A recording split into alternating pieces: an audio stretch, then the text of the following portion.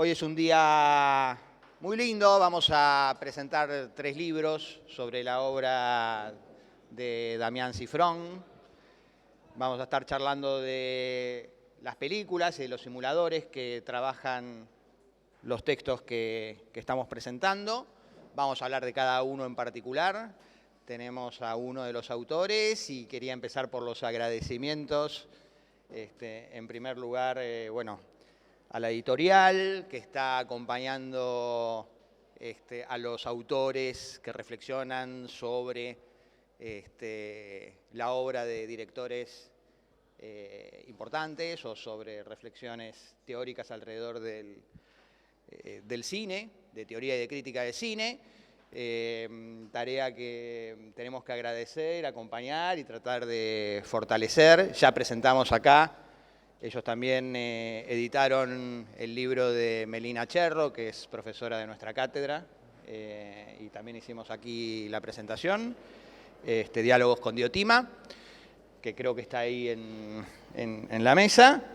Y ahora editaron 3 libros sobre la obra de Damián Cifrón, de un viejo amigo, Alberto Tricarico, que está aquí presente. Pueden aplaudir.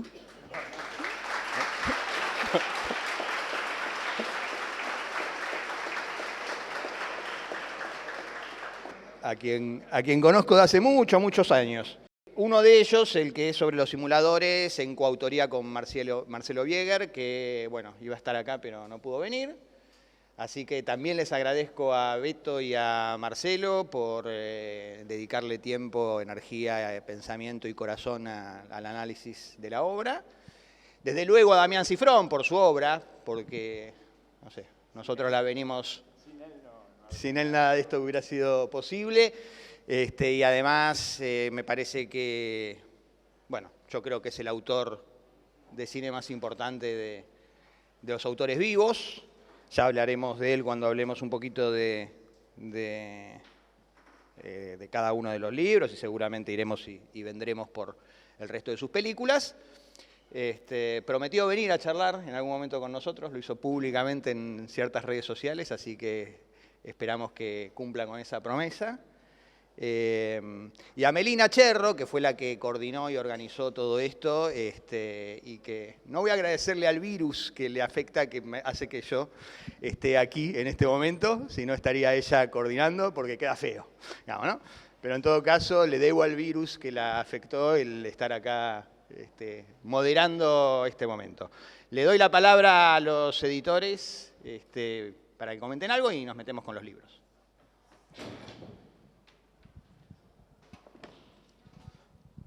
Hola, buenas tardes, muchas gracias, muchísimas gracias por estar acá. Muchas gracias a Adrián y a la FADU por cedernos este espacio, por ser tan buenos anfitriones siempre. Hace un tiempo ya vinimos a presentar el libro, tal como lo decía Adrián, de Melina, y otra vez nos sentimos sumamente halagados de poder generar un evento tan importante y tan masivo como este. Yo soy Sergio Giochini, soy de la editorial Ciudad Gótica de Rosario, hace 31 años que existe la editorial y ha editado una cantidad de libros, muchísimos, más de 1800 para decirles, y de todo estilo, o sea, mucha narrativa, mucha poesía, y hace 25 años empezamos con Sergio Luis Fuster, que él hacía un programa de radio, no voy a adelantar lo que va a decir él, pero que hacía un programa de radio de cine que estaba buenísimo, tenía columnistas y siempre trataban un tema específico sobre cada programa, la ancianidad, los derechos humanos, el tango, etc. Entonces quedamos de acuerdo un día y dijimos, ¿por qué no empezamos a hacer ediciones con todo esto? Porque antes, ¿vieron cómo era la radio antes? Si no lo escuchaste, no lo escuchabas de nuevo, digamos, ¿no? Ahora hay la posibilidad de volver a escucharlo, de que se grabe, pero la radio tenía eso, lo efímero, lo decías y si no lo escuchaste a esa hora, ese día, en ese momento, no volvías a escucharlo. Así que empezamos a hacer esos libros, hace ya les digo 25 años y estamos por el 38 y 39 y hay otros proyectos que se están haciendo en este momento. Y le ponemos todas las ganas y las energías, ¿no? Porque desde Rosario estamos trabajando con, bueno, gente de todo el país, ¿no? Por supuesto, para hacer este tipo de material que son muy requeridos. Tenemos de todos esos títulos, la mitad están agotados. Hoy en día se ha complicado un poco económicamente para reeditarlos. Ustedes saben que es un momento especial de la economía del país, pero aún así nosotros no cejamos en el intento y seguimos haciéndolo y seguimos estando con todo el optimismo desde el primer día, digamos. No ha bajado en absoluto eso. Los que amamos los libros, digo los libros de papel, todavía vamos a las librerías y estamos 2 horas revolviendo hasta que encontramos lo que nos gusta. Y ese es nuestro estilo, y ese es lo que nosotros buscamos. Y abrimos una librería de editoriales independientes en Rosario, en pleno centro de Rosario, que es una librería tipo vidriera, para que todos los libros estén exhibidos y uno pueda ir y verlos y tocarlos y manosearlos, que es lo que queremos de los libros, poder acercarnos a ellos y mirar su contenido, etcétera. Así que mi rol hoy es de editor. Estamos Jacquelina, que nos acompañó de Oxímoron, de la librería, y hace algunos años atrás formamos una cooperativa de trabajo cultural, se llama Plural Creativa, con 8 personas que en sus áreas, digamos, se dedican a cuestiones culturales, y con eso seguimos trabajando todo el tiempo sin cejar en el intento, sin darnos por vencidos y sin bajar los brazos. Porque creo que lo mejor que puede pasar en este momento es estar juntos. Es encontrarnos, charlar, debatir, discutir, plantear ideas y, bueno, salir para algún lado porque está complicado, sino la producción cultural. Les agradezco muchísimo por estar acá, le agradezco a Adrián, le agradezco a Alberto, que es un talento. Tengo esta posibilidad que es fantástica, que soy uno de los primeros que lee los libros. Me lo manda Alberto, me lo manda Sergio o otros autores como Marcelo Bieger, y yo lo primero que hago es leer los libros, ¿no? Ya leí tantos que ya ni puedo acordarme, pero me mandan y es un placer enorme estar en esta cocina. Ver dónde se cocinan los sueños, los deseos, las estéticas, etcétera, ¿no? Así que yo soy una persona muy agradecida y agradezco a todos ustedes por estar acá, agradezco a mi profesión, todos los placeres que me ha dado, me seguirá dando, y bueno, y lo dejo con Sergio Fuster, que es el director de la colección de cine, aparte es poeta, o sea, con todo lo que eso significa, digamos, y yo también, perdón, yo también. Y es el día del escritor hoy, así que podemos dar un fuerte aplauso a todos los escritores.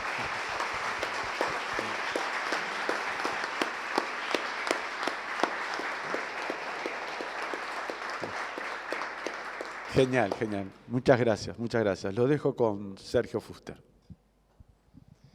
Muchísimas gracias, mi querido Tocayo. Tocayo y de Central, o sea, estaba pensando en el Monumental antes que nada, antes que cualquier otra cosa estaba pensando en todos los goles que hizo Central en el Monumental, como para arrancar con el pie izquierdo, digamos, ¿no? Como tiene que ser, en una universidad pública y gratuita como es acá, ¿no? Gracias, Adrián. En serio, mil gracias, porque lo de Melina Cherro es un bajón, porque sabemos las pilas que le pone a todo Melina, y aparte porque estamos en contacto permanente con ella, porque sabemos que va a seguir produciendo cultura, literatura, obra en esta colección. Somos afortunados por eso, porque a Melina le gusta esta colección y la defiende, y porque estamos en sintonía desde el plano máximo humano, que es la amistad. Entonces uno se siente como en su casa. Yo estaba emocionado de venir a la FADU, estaba emocionado de pensar en verlos a ustedes acá, y ustedes dirán, este está muy loco, pero venimos de Rosario y defendemos la universidad pública, y pensamos que en la colección hay 150 autores, 200 tal vez, que han escrito en distintos libros, en individuales o colectivos, y la gran mayoría de ellos somos egresados de la universidad pública. Así que sabemos de qué se trata. Yo sé que estoy hablando con gente, con amigos que van a ser potenciales autores en esta colección, o por qué no publicar otras cosas, poesía, prosa, ensayo, novelas, en una editorial como es CG Editorial, Ciudad Gótica Editorial, que tiene, como dijo Sergio, más de 30 años. Y como dijo Sergio también, me dio un pie como para contarles que el proyecto Estación Cine arranca un 7 de julio de 1999, 25 años atrás, como programa radial, y en ese programa radial no iba en ese tiempo Alberto, porque no lo conocía, a hacer sus micros, pero sí participaba, y esto lo digo más allá de la distancia, porque Alberto vive en San Luis desde hace unos años, pero había columnistas de todas partes del país que se fueron conectando porque encontraban un espacio de respeto primero hacia su opinión y de libertad para poder vertirla sin ningún tipo de proscripción, ¿no? Y ahí se fueron gestando columnas que tenían distintos tópicos y en muchos de ellos, en esos tópicos, se respetaba y se defendía el cine argentino, el cine latinoamericano, el cine que no era necesariamente hollywoodense, no era el de los tanques, ¿no? Anoche me pasó de estar coordinando un ciclo en un colegio de magistrados allá en Rosario y pasábamos Esperando la carroza. ¿La vieron Esperando la carroza? Bueno, hay que militar Esperando la carroza, no hay que soltarla esas películas, no hay que soltar el cine argentino. Es más, depende de ustedes no soltar el cine argentino, en serio. Ustedes tienen la energía para decir, che, pará, el cine argentino no me lo ocultes, no lo definancies, no destruyan el Inca, no terminen de gestar algo que sea tierra arrasada para que en los próximos años, en próximos festivales, no se pueda presentar prácticamente nada de cine argentino porque el Estado no estuvo presente. Más allá de que hay producciones independientes, hay producciones que vienen únicamente con el vínculo de lo privado, sabemos, y eso pasa en todo el planeta, no es un invento mío, no es una mentira, la pata del Estado tiene que estar, porque si no estaría la pata del Estado, nosotros no nos hubiésemos podido educar, yo que soy de una familia trabajadora como ustedes seguramente, ¿no?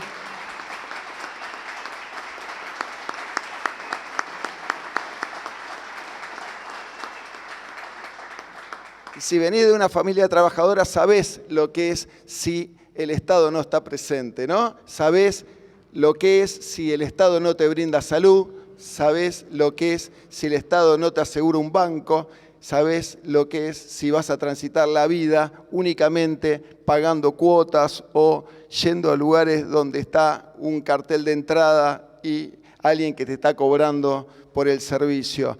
Vivir sin el Estado es un riesgo, pero terriblemente duro, un drama realmente absoluto que tal vez no se vivencie por estas horas, pero que puede dejar unas huellas que van a ser muy difíciles de levantar en próximas generaciones. Por eso, la actitud de ustedes va a ser fundamental, la actividad, la militancia cultural va a ser fundamental y defender algo que tanto aman como es las artes visuales, bueno, lo van a defender desde el hacer, pero van a defenderlo también de abrir puertas y para abrir puertas hay que empujar y para empujar tal vez la juventud es lo ideal, ¿no? Es donde están las mayores ansias, las mayores energías, la potencia que te lleva esa cosa de la vibra interna por hacer, por revelarte, por saltar escollos, ¿no? Y con lo de la colección pasó algo parecido. Veíamos que había muy poco publicado sobre ese otro cine, ese cine que no venía solventado desde Hollywood y dijimos, bueno, che, pero si hacemos una colección con tópicos que traten, por ejemplo, sobre el cine vinculado al trabajo, sobre el cine vinculado a los derechos humanos, por ejemplo, sobre el tema de la defensa de la tierra, la defensa del agua, ¿por qué no de los humedales? Y así, bueno, se fue gestando esta colección que lleva publicados 39 títulos. Y y vamos por más. El 40, que va a coincidir con los 25 años del proyecto, es Cine y Fútbol 3, por ejemplo, y tiene 23 autores. Y ustedes dirán, bueno, siempre el verso de lo federal, siempre todos hablan de lo federal, pero la realidad es que siempre se publica en un sector. No, efectivamente en el proyecto cumplimos el sueño de que realmente sea federal. Alberto no me deja mentir, él desde San Luis, amigos desde Posadas, otros desde Chipoleti, estamos en grupo, armamos esos grupos y siempre ponemos un punto en común, un tema que nos guste a todos y ahí empezamos a trabajar, a coordinar y el cómo lo llevamos adelante también es todo un desafío del grupo, porque soñamos que se puede en colectivo, porque soñamos que podemos juntos, porque en definitiva hace 25 años que caminamos juntos y si alguna vez perdemos alguna batalla, bueno, vamos a tener mucha gente al lado que nos va a dar una palmadita y va a decir, che, pero valió la pena llegar hasta acá, y qué sé yo si mañana no me levanto con ganas y volvemos a empujar otra vez. Hablando de gente que empuja, Alberto Tricarico empuja, y empuja tanto con su trabajo de investigación, empuja tanto con esto de analizar el cine, por ejemplo, de alguien que ama, que es el cine de Damián Gifrón, que llegó primero a publicar la primera edición de Puro Cine acerca de relatos salvajes. Primero, recuerdo, con fotos en blanco y negro. Al tiempo, milagrosamente existió esa conexión con Damián Gifrón, porque Gifrón, como es un tipo que también evidentemente, como dijo Adrián, es de la casa, se siente de la casa y ama estas cosas, quiso saber sobre la existencia del libro, se contactó generosamente y no solamente se contactó, sino que después generosamente brindó fotos inéditas del backstage de la película y eso dio lugar a que se publique nuevamente el libro en una segunda edición con esas fotos.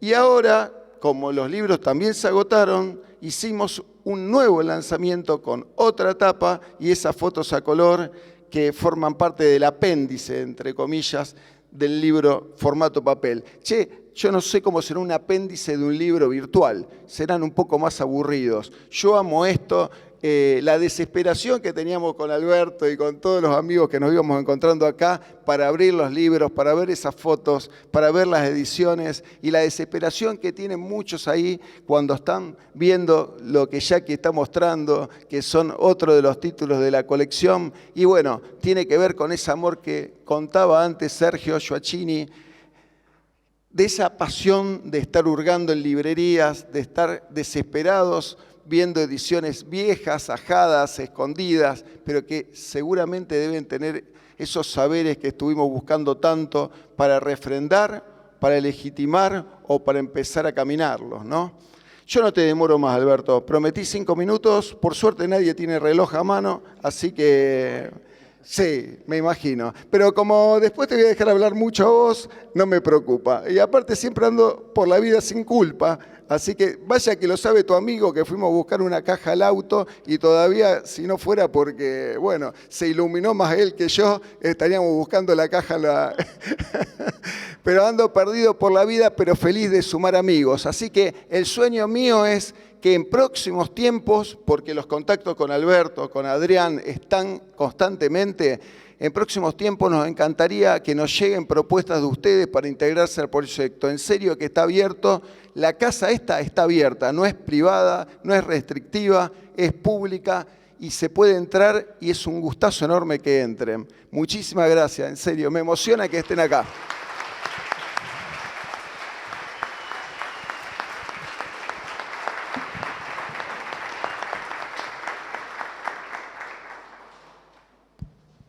Bueno, muchas gracias a ambos Sergios. Bueno, vamos, diría, a empezar cronológicamente. ¿Te parece? Cronológicamente según la obra de Gifrón, no según la publicación. Entonces vamos a empezar con los simuladores. No, con Puro Cine tenemos que empezar, que es el primero en realidad, el viejo. Yo decía por orden de ¿vos querés empezar? No, si querés empezar. No, está bien. Yo quería hacer una mención a Renzo Acosta, que está acá su mujer, antes de empezar, aunque después lo voy a nombrar seguramente, Nadia, con su hijo, a quien perdimos hace unos meses, quien colaboró mucho con el libro de Misántropo y quien era un amigazo con el que sigo charlando de alguna manera, pero no está más acá entre nosotros físicamente. Y le quiero agradecer a Nadia y a su familia por la presencia acá.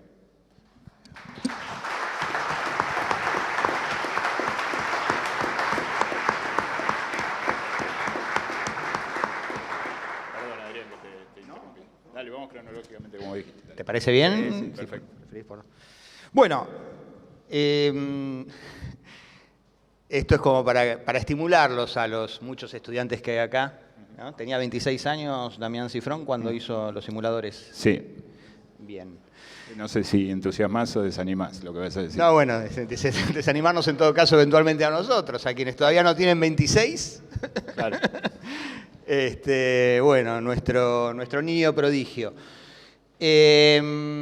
Bueno, la obra de Cifrón me parece que es un prodigio. En todo caso, lo único que uno podría quejarse es que no es tan abundante como nos merecemos, creo. No por responsabilidad de él. Pero bueno, pero los simuladores es algo que marcó la televisión y la cultura argentina. Y sigue marcando, ¿no? Aparte es algo que une generaciones, no tantas porque tampoco es tan vieja, pero en todo caso mantuvo su presencia y la sigue manteniendo, ¿no? Aún con un formato televisivo que en términos de producción cambió mucho en los últimos 20 años. Y en medio de una crisis muy grande, otra, la última crisis que precede a la actual, así de tambalear, tambalear de alguna forma al país. Así que hay muchos temas, ¿no?, que va abordando la serie. No sé si querés arrancar dando un marco general de la perspectiva que tiene el libro sobre la serie y después vamos desgranando un poquito. Bueno, ¿qué tal? ¿Cómo le va a todos? Ahora agradezco a todos la presencia, que estén acá. Muchos amigos, muchas caras conocidas, muchas caras desconocidas también, por suerte. Bueno, agrego a lo que dijo Adrián, la película de los simuladores que se viene en breve debe ser una de las películas que más expectativa generó en el cine nacional, entre otras cosas por este cruce de generaciones o esta suma de generaciones que generó la serie, que tiene ya 20 años, 21, 22 años. Y esto fue un poco lo que motivó el libro, sinceramente, el hecho de que se venía la película.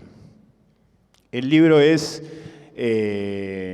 un análisis general, una introducción a la serie en términos críticos, en donde después focalizamos en un capítulo, para aquellos que la vieron, supongo que muchos de los que están acá, el capítulo se llama Seguro de Desempleo, el tercero de la primera temporada, el de la lechera, y después una serie de clasificaciones de los tipos de capítulos por las características puntuales de cada uno de los finales, de las resoluciones, de a dónde apunta, a dónde termina apuntando metafóricamente el objetivo, digamos, qué se hace con el malo, ¿no? Qué se hace con la víctima del simulacro. Esto es un poco la estructura del libro. A mí me parece que pocas series argentinas, sobre todo de esa época, como bien dijo Adrián, es una época muy especial. Los simuladores es una serie hija de la crisis del 2001, claramente, del 2001-2002, pero pocas series como esas en la Argentina, o ninguna, podemos decir que tenga la calidad, la trascendencia y la profundidad, y que sean tan cine como la serie de los simuladores. Y esto también tratamos de ponerlo en el papel. Me parece que en el análisis hay mucho de la obra de Cifrón, como si Cifrón tuviese una obra extensa, cuando en realidad cuando hizo esto era un pibe de 26 años, que lo único que había hecho era esto, ¿no? Y ya ahí se veía muchas de las cosas que vimos después. No, en varios aspectos, ¿no? En el cuidado técnico, en lo narrativo, en lo simbólico, en la dirección de actores, en el manejo de la cámara. Me parece que es una exquisitez la serie aún hoy, que parece vieja hasta por el formato, ¿no? Pero bueno, eso, más o menos, el resumen del libro sería eso. Bien, bueno, la serie se llama Los Simuladores. Trabaja en general con... En general no, en todos los casos con víctimas de ciertas situaciones. En general son víctimas, digamos. En algún que otro caso habrá alguna caracterización que pueda modificar la idea, pero sí gente que está en problemas, digamos, ¿no? Gente que está en dificultades y que no tiene contexto, ni instituciones, ni medios para resolver situaciones, muchas veces, casi siempre, con algún deadline, digamos, ¿no? Claro. Aparte deadline, ¿no? Porque muchas veces involucra un riesgo humano muy, muy importante. Y bueno, y en el libro, yo confieso una cosa, me olvidé de confesarlo antes, digamos, como Melina se iba a ocupar, yo había leído Puro Cine, el de Relatos Salvajes, y no había leído los otros dos, venía a ser presentado acá, con lo cual le pegué una ojeada de ayer a hoy, y bueno, lo conozco a Beto, vengo con mucha confianza de todas formas a hacer la presentación. Tranquilo, que de todas formas en la ojeada lateral, diagonal y algún capitulito, algunos párrafos y demás fui leyendo, así que hay ciertas cuestiones que me vas a tener que orientar en relación a lo que propone el libro. Pero decía, se llama Los Simuladores, la serie, y trabajan obviamente con la noción de simulacro, que vos la mencionás, y sí algo, me acordé porque eso sí lo vi en el libro, trabaja mucho la relación entre la tarea que hace el grupo de los simuladores con relación a la función o el concepto del cine y de la puesta en escena y bueno, sobre ese tema, digamos, ¿no? Me gustaría que por ahí comentes un poco ese vínculo, ¿no? Y Bien. la reflexión que hay a partir de ahí del procedimiento cinematográfico, porque aparte dijiste, como pocas, es una serie puramente cinematográfica, Sí. y en todo caso, o es puro cine, convendría aclarar por qué una serie de televisión la considerás puro cine. Claro. Bueno, los simuladores son un grupo de personas, digo esto para si algún despistado todavía no la vio o no se la acuerda, pero me parece importante porque de ahí me voy a agarrar. Un grupo de personas que soluciona problemas, que es contratada por alguien que tiene un problema que en general no es fácil de resolver o no hay quien esté predeterminado a resolverlo o quienes se deberían ocupar de resolverlo no se lo resuelven porque no funciona algo que debería funcionar. Mayormente son problemas privados que no cabrían en ningún otro lado si no fueran casos para los simuladores, digamos, porque serían muy difíciles de solucionar dentro de los marcos legales. Entonces lo que hacen los simuladores es montar un operativo de simulacro en cada caso a una víctima que es quien oficia de malvado, quien impide vamos a decir, la tranquilidad o la felicidad de quien los contrata, y operan como el cine, es decir, montan una puesta en escena, hacen una investigación, hacen una preproducción, ponen en escena una película. Entonces, cuando, por ejemplo, este ejemplo lo di, mi mujer me va a matar porque lo di como 4 veces de estos días, cuando en el capítulo de Paul McCartney tienen que buscar un Paul McCartney, ese Paul McCartney que busca a Santos, el de los simuladores, lo tuvo que buscar Damián también, Cifrón, para su serie, digamos, ¿no? Ahí el procedimiento se ve claramente, pero de alguna manera es la idea de repetir, de construir un espejo en el hacer de los simuladores con el hacer del cine, ¿sí?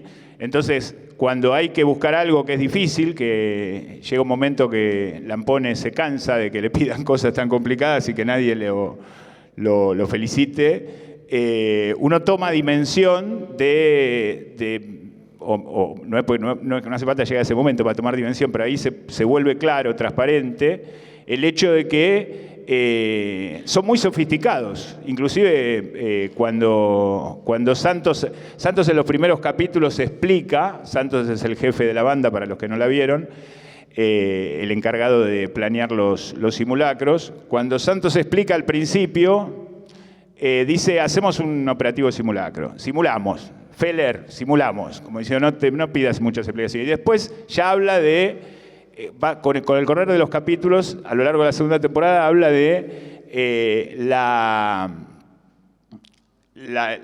sofisticación del simulacro. Es decir, esto que hacemos no es sencillo, no es sencillamente nos ponemos una careta, sino que hay todo un dispositivo, toda una marcación actoral, todo un despliegue, por ejemplo, del personaje que interpreta Peretti, que tiene 1000 caras y que en verdad está dirigido de alguna manera hacia un lugar, y él es el intérprete, el actor que oficia de eso, la producción en el caso de Lampone y demás.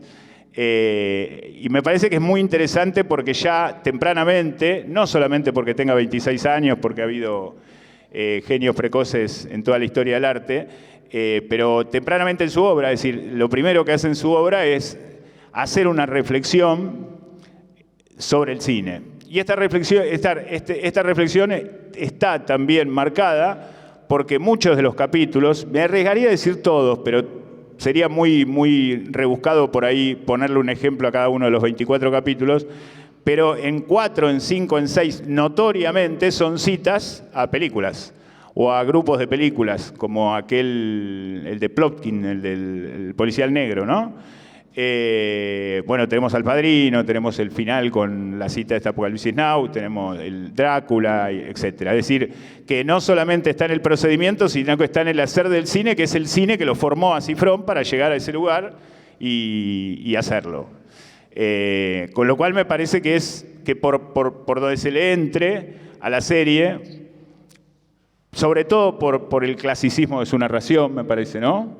Por la forma de narrar, está este proceso autoconsciente del cine que formó a Cifrón y que nos formó a muchos de nosotros, que somos de su generación y que vimos las películas de los 70 o de los 80, que seguimos viendo, por otro lado, con las mismas ganas y entusiasmo que hace 20 o 25 años, y que se refleja mediante este procedimiento, me parece. No sé si contesté, si no me extiendo más y vamos con otra cosa. ¿Qué te parece? Sí, no, o meté algo vos que seguro te quedaste con algo para decir sobre el procedimiento. Dale. No, acompañando eso, me parece que hay algo que la verdad que está ya muy desarrollado, y ahí sí a mí me llama la atención la juventud, digamos, por la maduración de la noción de espectador, porque me parece que es muy interesante lo que hace con el espectador de la serie, claro. Digo, ¿no? Porque en cada capítulo, cuando Santos empieza a pedir las cosas, uno empieza a tener como cierto marco de expectativas de por dónde puede venir el simulacro, pero no sabe exactamente la trama que está presentándole a personas que primero implican, que eso muchas veces, eso sí está, ¿no? La investigación previa sobre intereses, deseos, temores, dificultades que tengan esa inversión, ¿no? Porque son los victimarios que terminan siendo víctimas del simulacro, enganchados en una lógica que tiene que ver con cómo ven el mundo y cómo en esa visión del mundo, ¿no? Produjeron el problema que los simuladores vienen a resolver, ¿no? Entonces implica una operación que se va dando a lo largo de cada capítulo, de todo el capítulo, donde vas de alguna manera esperando que se desenvuelva ese entramado, ¿no? Con cierto sistema de expectativas, donde en todo caso es un desafío que creo que consigue y que renueva con todos los espectadores, porque en cada capítulo es una apuesta muy difícil de sostener, ¿no? De qué manera el espectador va a poder anticiparse, sobre todo porque está jugando con esa anticipación, digamos, necesita esa anticipación y por eso la pone en escena, en ese planteo inicial, con lo cual hay un juego de punto de vista muy sofisticado, que realmente es muy difícil obviamente en los grandes maestros del cine verlo, pero que tiene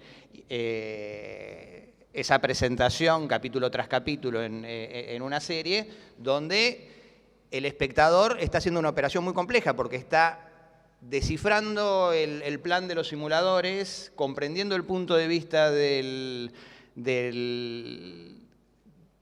las dos víctimas, digamos, la víctima del simulacro y la otra víctima que en general no sabe cuál es tampoco el plan de los... Entonces tenés el punto de vista de ambos personajes que desconocen como el espectador, ¿no? Y que simultáneamente están viviendo eso, ¿no?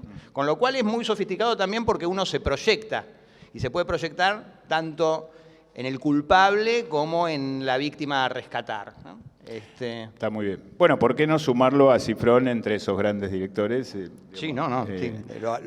No solo por ese procedimiento, digamos, porque me parece que esa relación con el espectador y ese llevarnos a hacernos cargo de lo que estamos viendo, digamos. Si queremos, si tenemos ganas, qué sé yo, por ahí lo vemos de una manera más superficial o más como una simple comedia más o menos bien hecha, también, mucha gente seguramente, pero la serie a cada paso nos pide que nos hagamos cargo de eso que estamos viendo. Totalmente. Totalmente, eso me parece particularmente interesante, sobre todo porque además implican un planteo, por eso para mí está muy bien anclarlo en esa situación de crisis de nuestra cultura, no solamente económico-política, digamos, sí, ¿no? que son dimensiones finalmente culturales. Digo, ¿no? Porque hay un ejercicio de poder, ¿no?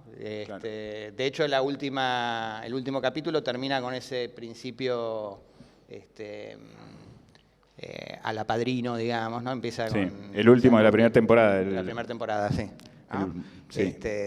Donde también, digamos,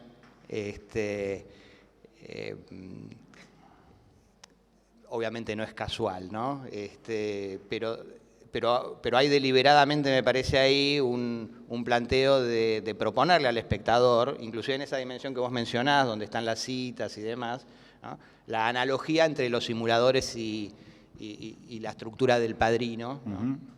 En la misma medida en la que el Padrino, bueno, no sé si todos la tienen presente, básicamente los Corleones resuelven problemas, podríamos decir. Claro. ¿No? Y en esa solución de problemas hay un ejercicio de un poder real, efectivo, y que tiene que ver básicamente con el control de la representación, cosa que no siempre se ve lo suficiente justamente en el Padrino, pero que es muy ostensible en los simuladores. Bueno, hay una cosa para lo que fue llamado el cine y el arte en general, que los simuladores hacen gala de ello, que es ordenar lo que está desordenado, ¿no? Equilibrar lo que se ha desequilibrado, y ahí también hay otra punta de relación, ¿no?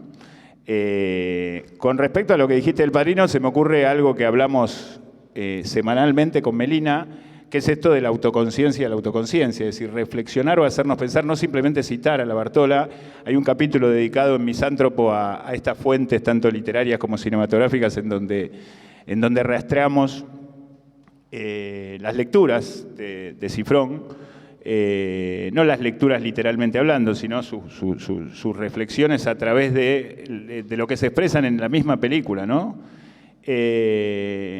Entonces no es simplemente citar y decir, uy, mirá, un tipo mirando el techo, un ventilador que gira, sino que hay una complejidad que está relacionada con el espectador y que está relacionada con el control de la representación o con la mirada de esa representación o con para qué es esa representación. Es decir, este simular que tiene que ver con el camuflaje también, ¿no? Yendo al Padrino y yendo al cine clásico también. ¿Por qué hay que hacerlo de este modo? La película nos interroga sobre eso. ¿Por qué Santos dice, tenemos que, el límite entre lo legal y lo ilegal no nos interesa a nosotros, ¿no? No es simplemente una marca de rebeldía absurda o una marca de inocente transgresión joven, sino que es todo un postulado eso, en relación a esto que estamos hablando de la representación. Así que bueno, no, eso quería agregar con respecto a eso. No, sí, no y quería darle más y vuelta. agregando una cosa trae la otra, vos sabés Por cómo supuesto, es esto. sí. ¿No? Tiro del hilo. y Hay te una saco. manera muy argentina, muy porteña, pero también muy argentina, ¿no? En todo caso, hace un tiempo, charlando con un amigo, después de ver Misántropo, me decía que estaba un poco decepcionado porque no le parecía de Cifrón, ¿no? Yo dije, no. Pero ahora que este año empecé a revisar los capítulos de los simuladores, me di cuenta a qué se refería, ¿no? Y ayer volví a ver, digamos, ya que venía para hoy, volví a ver Misántropo, bueno, ya hablaremos de Misántropo. Digo, hay una recuperación de cierta cosa que en general se toma como algo negativo de los argentinos en general, que en todo caso en todo el país tiene distintos rasgos, ¿no? Pero los porteños en particular, que se asocia a la soberbia, a cierta pedantería, a cierto modo, digamos, que tiene obviamente su expresión chanta, ¿no? Pero que juega también con ese famoso lo arreglamos con alambre, lo atamos con alambre, pero que hace que por ahí, bueno, acá en la FADU es algo muy, ¿no? Es la manera de hacer cine, digamos, de acá de la FADU, sin recursos, pero con ingenio, digamos, ¿no? Y bueno, recuperar eso como valor, incorporándolo en un simulacro inteligente que enrieda también muchas veces a los propios personajes que tienen ese rasgo de pedantería, de soberbia, de falta de respeto a lo institucional, ¿no? que nos caracteriza. Pero pensaba asociarlo por ahí al tono Cifrón, porque ustedes hablan ahí del tono Cifrón. Justo te iba a decir eso, sí. Un capítulo dedicado al tono Cifrón. Me parece que hay un tono, esto después lo vamos a ver en el resto de sus películas, en algunos elementos del fondo del mar, en toda la brillante Tiempo de Valientes, en Relatos Salvajes, menos en Misántropo, pero está en Misántropo de alguna manera. Está menos porque Misántropo es mejor, porque es más universal, no es que está menos porque Cifrón hizo una película menor. Hay un tono logrado, bueno, Los Simuladores se podría ver como una comedia, ¿no? Lo dije hace un ratito. Entonces, al verlo como una comedia, hay cosas que se permiten en la narración. Hay actitudes que se permiten, hay diálogos que se permiten, hay situaciones, movimientos, actuaciones, sobre todo ahora se me viene a la cabeza 3 o 4 de Peretti, que son corridas de tono, digamos, ¿no?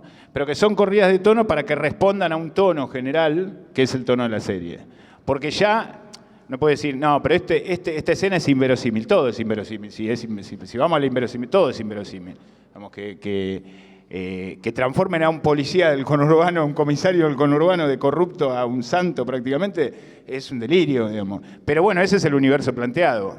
El problema es cómo respondió a esa expectativa semidelirante, podemos decir, para quien lo ve en el presente del 2001, 2002, 2003, con el resto de su obra. Porque ahora que vemos el resto de su obra, encajan, porque el resto de su obra es, después lo vamos a decir de vuelta, pero es la falta de los simuladores.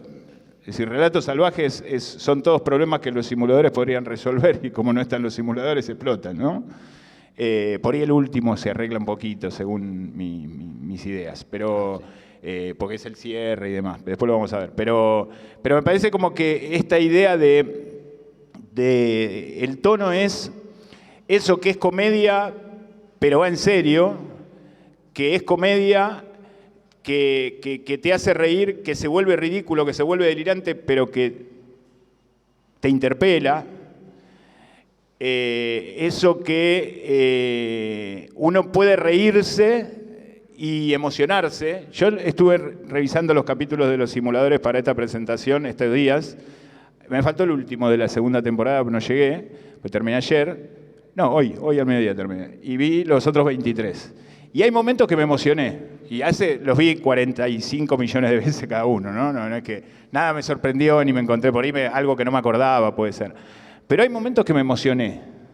Y lo que me emocionaba era, en un punto, ese tono que roza lo ridículo, ¿no? Una actitud soberbia de Santos, por ejemplo, ante un excesivo nacionalismo, por ejemplo.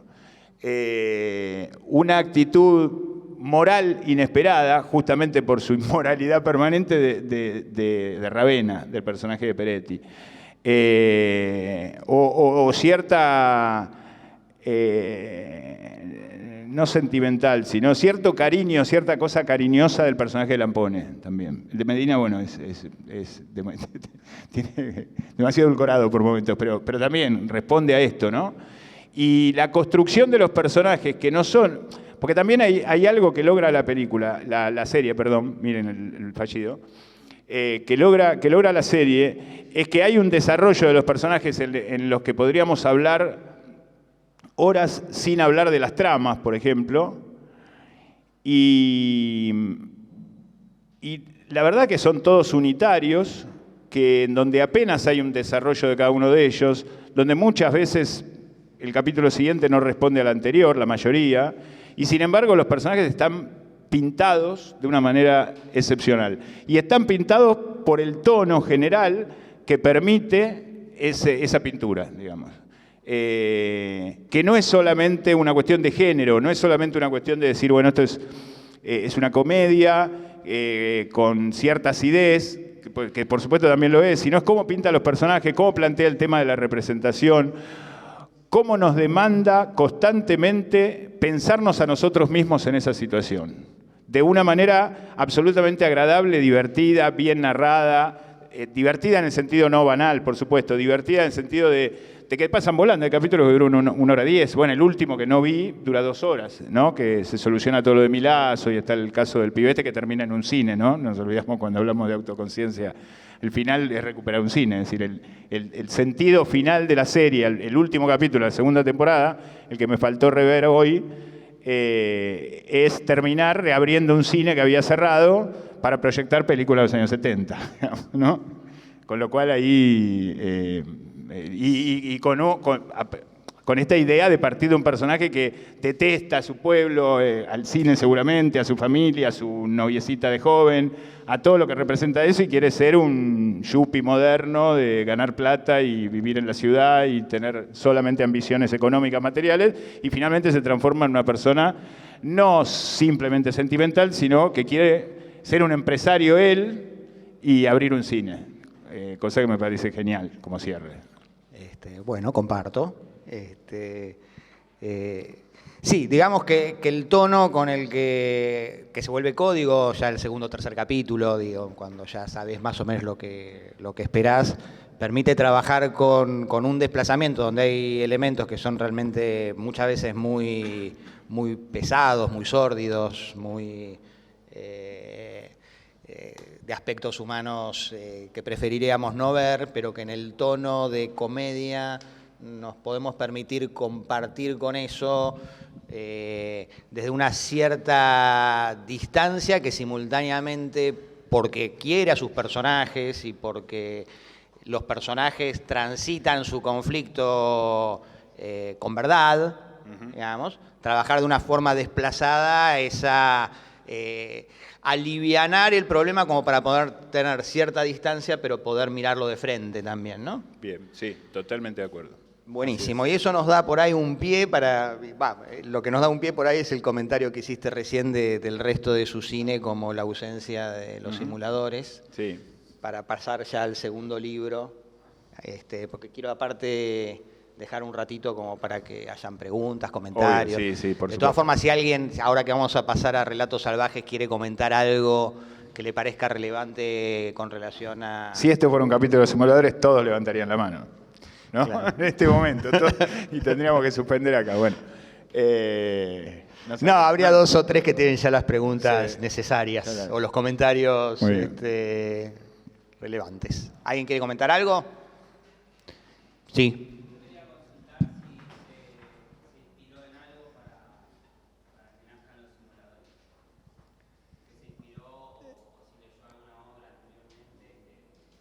Eso habría que consultar. No sé si vos tenés una respuesta. No tengo una respuesta. La verdad es que no lo sé. Supongo que el cine que vio, que lo formó y en donde se cierra su propio círculo no sé, de comunicación o de expresión, mejor dicho, ¿no? Él entiende que la cura viene por el cine, digamos. Entonces eso lo pudo hacer mediante un producto televisivo que, insisto, es puro cine, aunque el libro Puro Cine es el otro, ¿no? Pero que es cine en todo sentido. Y creo que eso es más lo que lo inspiró, porque de hecho hay como diferentes pequeñas inspiraciones claras en citas en las películas. Me había olvidado la de Rocky, el efecto Rocky, hoy cuando vi El Anillo de Salomón. ¿No? ¿No te acordás? recuerdo, no. No recordás, bueno, una cosa increíble. Pero bueno, no voy a contarlo ahora, es muy largo. Pero no, sinceramente no sé en qué se inspiró. En todo caso, sí, digamos, algo que compartimos Beto y yo con él, es que tenemos un maestro en común que es Ángel Fareta. Claro. En todo caso, sí hay una... Él estudiaba con Fareta, él lo menciona muchas veces y demás. De hecho, no recuerdo en qué capítulo, pero hay una parte en la que andan por un videoclub y se ven muchas películas en la primera temporada. El capítulo no, el que tiene que aprobar todas las materias. Bueno, hay varios en realidad, sí. pero que tiene que aprobar todas las materias con el profesor de física que lo hacen pasar por como que se olvida las cosas y todo eso. Digamos, en Ahí todo se ve. caso también uno que más o menos va siguiendo, viendo las películas que pone ahí en el videoclub, lo que probablemente serían sus charlas con Ángel. Y en todo caso sí hay mucho, yo diría que hay una primera, no sé si influencia, porque no sé de qué momento, por ahí, no, es anterior a los simuladores, que es la de Fincher, la del Get the Game, digamos, ¿no? Que también tiene como una... pero sí el cine, sobre todo de Palma, diría, ¿no? Particularmente De Palma es un autor que ha reflexionado mucho en su cine sobre todo, bueno, obviamente viene todo de Hitchcock, el cine de Palma, pero particularmente de esto que entiendo que se inicia sobre todo con Vértigo, que es el vivir realidades superpuestas a la realidad a través de un relato que alguien te ordena, ¿no? En todo caso, algo que no mencionamos, porque habitualmente eso tiene que ver con el mal, digamos. De hecho, lo que menos me gusta de The Game es que no se cuestiona eso. Claro. Pero, sin embargo, en los simuladores eso se usa de otra manera, ¿no? En todo caso, para no distraernos demasiado, dejaría como, porque también me parece que es parte de algo que uno diría, está mal, digamos, que te invente una situación en lugar de resolverla, ¿no? Sin embargo, la forma que tienen ellos, porque igual que en Vértigo, pero al revés, en todo caso, es una ficción controlada por cifrón y hay un código que el espectador tiene, donde lo que estás viendo no es una situación real donde se involucra a alguien para hacerle un daño, para hacerlo hacer algo que no quiere hacer, básicamente. Es esencialmente un aprendizaje, digamos, ¿no? Es una transformación también de los personajes que atraviesan esas historias y sobre todo del espectador. Y en todo caso sí hay una tensión moral que le iba a mencionar en algún momento antes, pero bueno, que es relevante y que yo entiendo que Cifrón y los simuladores y toda su obra se hace cargo y que no es algo que se resuelva fácilmente, ¿no? Porque cuando estamos armando cualquier sistema de representación, una película, digamos, hay una transformación que si la película es efectiva se produce en el espectador que la ve, ¿no? Que la transita. Y hay una responsabilidad ahí de la que los realizadores se tienen que hacer cargo, digamos, ¿no? Y más en el caso de una representación dentro de otra representación. Es decir, es ahí lo de Palmiano, ¿no? El tema de cómo te está guiando la mirada por el código, bueno, lo que vos decías recién, digamos, o sea, doblemente quizás, ¿no? Sí, en todo caso ahí hay algo que, no sé, habría que pensarlo, nunca lo pensé, podemos por ahí encontrar alguna variante en la que todas las asociaciones que se me ocurren, ese ejercicio de poder, bueno, en El Padrino es donde por ahí se juega de la manera más ambigua, más intensa, digamos, pero uno podría decir es para el mal, digamos, ¿no? Y hay una recuperación del procedimiento que también está en El Padrino de una manera más trágica, en la que se salva a la comunidad, se salva al individuo, se salva a la persona y se le hace, ¿no?, convertirse en otra cosa, que es una superación. No sé si, no podría decir en todos los capítulos, siempre de la misma manera, ¿no? Pero si hay un eje común, me parece que también tiene que ver con eso, ¿no? También una relación, digamos, un par de años antes de Nietzsche hacia Nueve Reinas, también Bien. tenemos un simulacro que está del otro lado de lo legal, pero donde, bueno, no termina acompañando, digamos, ese simulacro que hace, digamos, que no estando los simuladores, en este caso lo hace un estafador para vengar una estafa anterior. Sí, está muy bien. Bueno, ahí hay distintos ejemplos, digamos, sobre la legalidad. Sí. De una manera más argentina, además, porque... Claro. Bueno, es lo que planteaba Borges en un muy viejo ensayo, nuestras, ¿cómo eran? Nuestras pobres, no sé, donde dice ese rasgo que tenemos los argentinos de falta de respeto por todo lo institucional, ¿no? Que pensamos, que nos cuesta pensar en la policía como una función noble,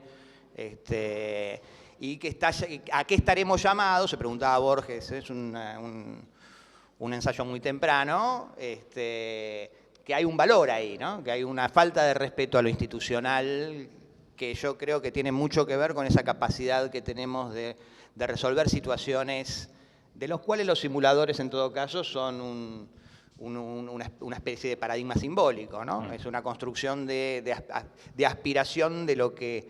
y en ese sentido también digo de aspiración de lo que podríamos ser si pudiéramos controlar nuestras representaciones, que me parece que ojalá sea una semillita que vaya germinando, ¿no?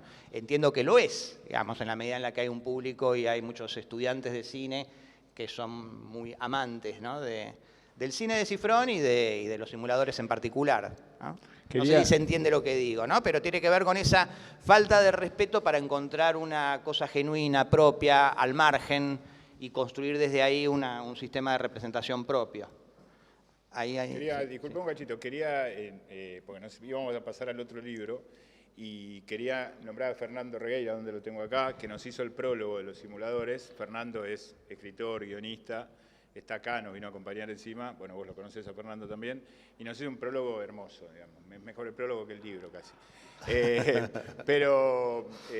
No quería dejar de nombrarlo porque íbamos a pasar de largo y empezamos por ese libro y bueno. Iba a ser de Marcelo Bieger, pero al final se repitió. Claro, lo tenemos acá a Fernando, que hoy por audio de WhatsApp le dije Marcelo sin querer en un momento, se me mezclaron los papeles. Bueno, eso quería decir. Gracias, Fer.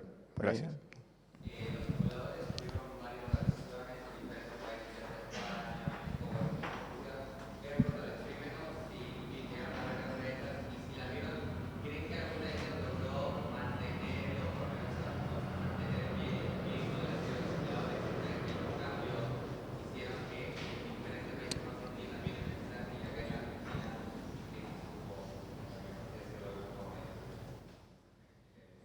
Esa es para vos, yo no vi ninguna, así que no sabría Yo contestar. vi algún capítulo de La Chilena, porque creo que se hizo en Chile, se hizo en España y en algún otro país que no es de nuestro idioma. ¿En México también? México no sabía. Bueno, y creo que en Rusia, bueno, la rusa no la vi.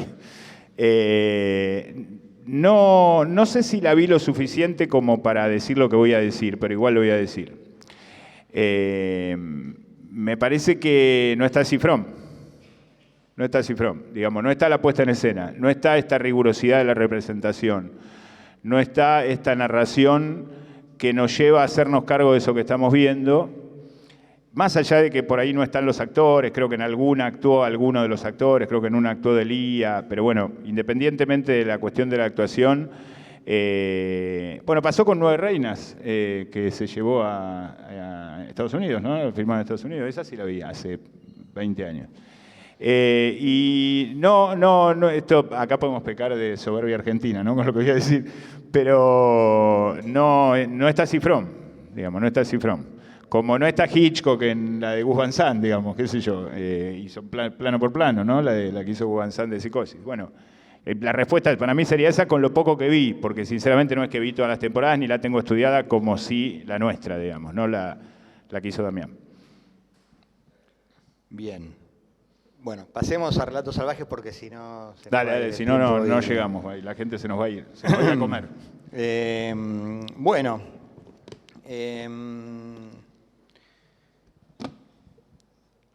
algo que no sé si... Bueno, podemos arrancar por esto, ¿no? ¿Qué relación le encontrás está antes de Relatos Salvajes, Tiempo de Valientes, digamos, ¿no? Pero en todo caso, saltemos, si querés, Tiempo de Valientes y qué relación encontrás entre Relatos Salvajes y los simuladores. Algo que yo llegué en la ojeada, bueno, Puro Cine sí lo leí, hace ya un tiempo, pero lo leí. El planteo de que hay una idea de totalidad, tanto en los simuladores, que recién más o menos algunas cosas decías, como en Relatos Salvajes, ¿no? Y yo recuerdo que algo que tuvo cierta extrañeza con Relatos Salvajes es que no era tan claro cuando la estrenaron, que sí que eran cortos, pero que fueran cortos independientes. Yo por lo menos cuando fui a verla y esperaba una conexión diegética más inmediata, más a la manera, no sé, de Amores Perros, pongámosle, claro, digamos, donde se retomaran, y me llevó un tiempo descubrir que no, digamos, y probablemente en esa primer visualización de la película no me resultó tan sencillo encontrar el elemento común, más allá de los relatos salvajes, digamos, que es bastante obvio que está desde el título, pero en todo caso por ahí esas dos cuestiones, ¿no? La cuestión de esto que me pareció muy interesante que decías, de que bueno, ahí faltan los simuladores, y la idea de totalidad, digamos, ¿no? Entre los 6 cortos. Bien, bueno, supongo que todos deben haber visto Relatos Salvajes, algunos la recordarán más o menos, pero Relatos Salvajes está compuesto de 6 cortometrajes que los une el título, digamos. Lo salvaje, lo violento, la venganza, la sangre y todo lo que vemos, la muerte. Pero los unen unas cuantas cosas más, que lo transforman en una película. Una de las, o la tesis del libro es que es una película, no que son 6 cortos, ¿no? Esta es la idea central de Puro Cine, que pensé en ese momento y que sigo defendiendo y que creo estar bastante acertado en cuanto a la fundamentación que hay en el libro, más allá de alguno que pueda discutirla.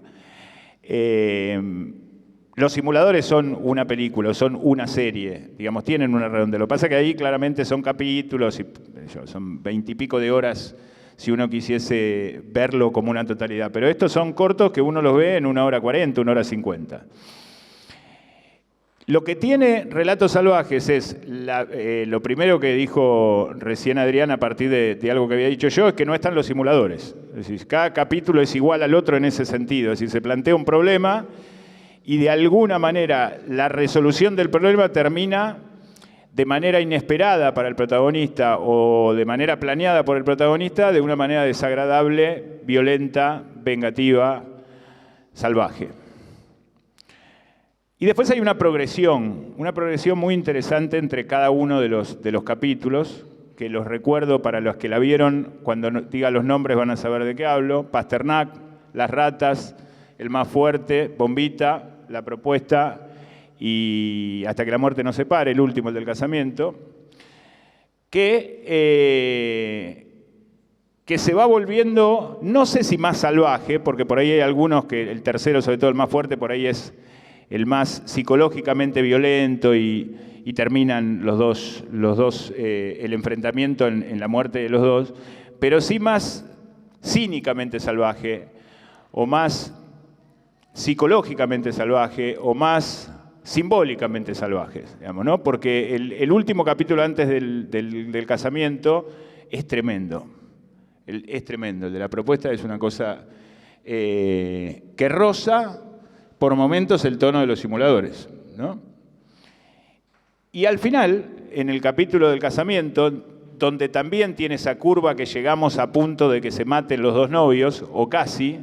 No sabemos si ella se va a la terraza a suicidar o qué, después vemos que está con el mozo o con el cocinero, él que se vuelve loco, bueno, la chica que maltrata al amante, a esta chica Lourdes y demás. Al final aparece aquello que faltaba, casi de una manera inverosímil, que es el amor verdadero, el encuentro entre el hombre y la mujer, digamos, la refundación del mundo, ¿no? Partimos de Pasternak, ¿no? De Pasternak que nos interrogaba acerca de cuántos Pasternak tenemos nosotros en nuestra vida, ¿no? A cuántos hayamos dejado en el camino y le hicimos algo en el que merecemos que nos invite a un viaje gratuito, ¿no? Habla por vos. Bueno, desde el Pasternak original, pasando por todo el salvajismo, pasando por el capítulo de Bombita, que me sigue pareciendo fascinante, como todos y cada uno de los capítulos, por diferentes motivos. El otro día me preguntaban en una radio cuál me parecía mejor y contesté este por esto, prácticamente los 6. Pero el último lo que tienen, no sé si es el mejor. Hay otro increscendo, perdón, que se me escapó, que cada capítulo dura 2 o 3 minutos más que el anterior, como que la apuesta se acerca más a la película, ¿no? El primero dura 8 minutos, 9 minutos o 10 minutos. Acá los montajistas seguramente lo tienen clavado. Y después va subiendo de a 2, el último dura 27 minutos. ¿Sí? El último ya roza el mediometraje. Y el corto, el último tiene como una narración más estirada, pero no estirada en cuanto a que sea aburrida, sino que hay hasta como pequeñas elipsis, pequeñas situaciones en donde hay un desarrollo de hechos que no se resuelven como típicamente resolvemos un corto. Y hay una resolución al final que, como decía, de alguna manera refunda el mundo, es decir, cierra el círculo. Pero además está llena la película de elementos que se repiten, ¿sí? De jardines, de matafuegos, de padres ausentes, de padres presentes que mejor que estén ausentes, de situaciones de pareja conflictivas, de objetos, bicicletas, matafuegos, espejos y demás, que lean el libro y ahí lo van a encontrar, en donde hay una continuidad, donde hay una referencia en esa simetría, en esa repetición, donde vuelve a aparecer ese objeto que nos relaciona directamente con el capítulo en donde había aparecido antes. Y donde esa situación, ese personaje o esa relación está íntimamente relacionado, la podemos repensar, más allá de lo superficial narrativo, con el capítulo anterior, en este sentido del mundo que se está desbarrancando, no están los simuladores para salvarlo, el mundo es esto, digamos, el mundo que ve Damián es el mundo de Misántropo y de Relatos Salvajes, no el que solucionan los simuladores, creo. Más allá de que siempre hay como una cuotita de esperanza al final de cada una de sus películas, en Relatos justamente es esto del encuentro entre Romina y Ariel. Más allá de todo esto, me parece que hay un montón de elementos que hacen jugar a la película como una. La película se piensa como una, se muestra como una. Y esto es lo que más, no sé si lo que más o lo único, que me motivó a escribir este libro, porque me parecía como que inclusive ya en el momento que yo lo escribí, muchos años después de estrenada la película, todo el mundo lo había visto, todo el mundo lo había analizado, todo el mundo había hecho sus análisis, sus escritos, sus podcasts y demás. Y esa idea fue la que dije, bueno, acá tengo algo más que decir que no se haya dicho, que no haya escuchado, que no haya pensado, pero también ya pensaron otros. Y me parece muy, muy interesante desde ese lugar. Bien. Algo que me parece tienen en común las 6 historias además, ¿no?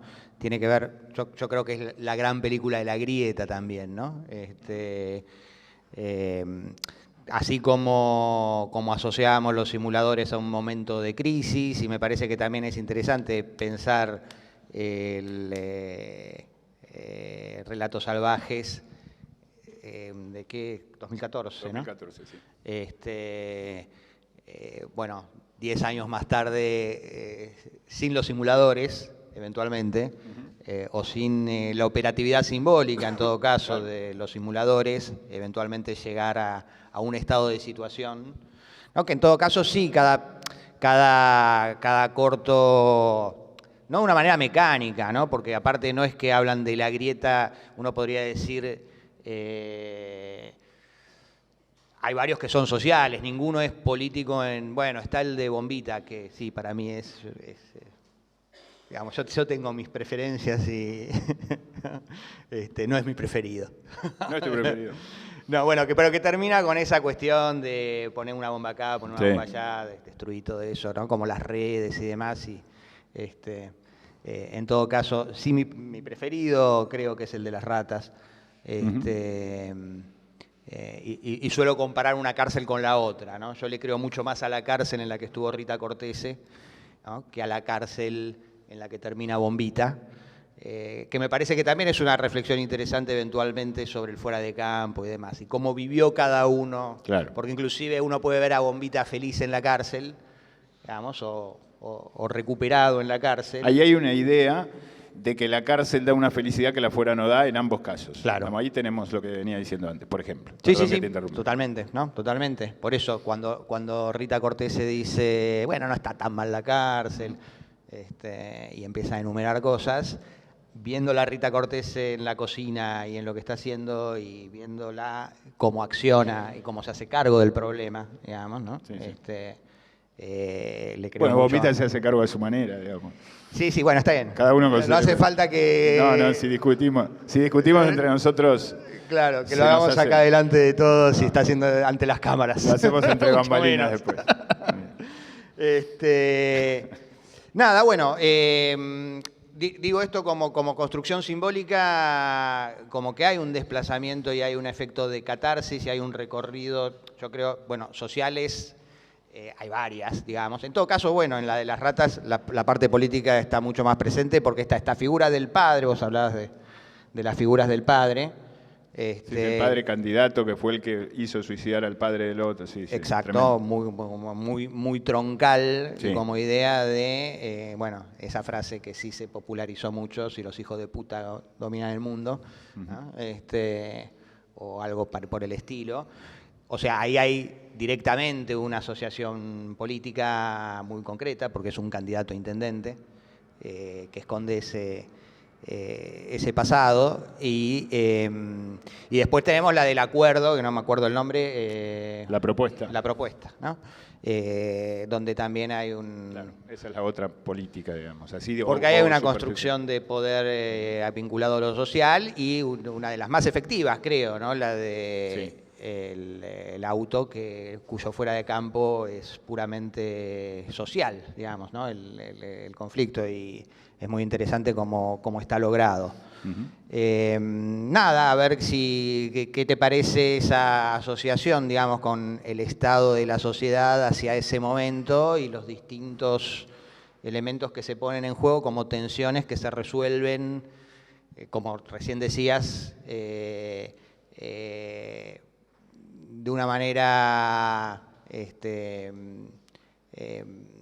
no del todo resuelta, o una manera incompleta, una manera en algunos casos muy trágica. Sí. Es muy interesante particularmente el de la propuesta porque se cierra el conflicto visible, digamos, en la sociedad va a quedar como que el jardinero fue el que... El jardinero fue ajusticiado por Claro. y eso queda como un secreto para nosotros, los espectadores que vimos Aquello que el se corto. quería simular que él parezca que era, termina siendo para el resto de la sociedad. Exacto, O sea, por lo que una era para el acción de los espectador. medios que están interviniendo sobre una construcción que tiene que ver con los prejuicios y con lo que... Y el viudo aparte le parte la cabeza delante de todos los medios, es decir, que no lo hace cualquiera. sino que- claro, sino no, que sí. Defensa propia. Totalmente, sí, no, y cierra por completo el relato. Me parece Claro. que en ese sentido es particularmente interesante. No, bueno, y en todo caso, porque podemos hacer ya el puente, que ya no nos queda mucho tiempo, 10, 15 minutos, y tenemos que ya ir redondeando.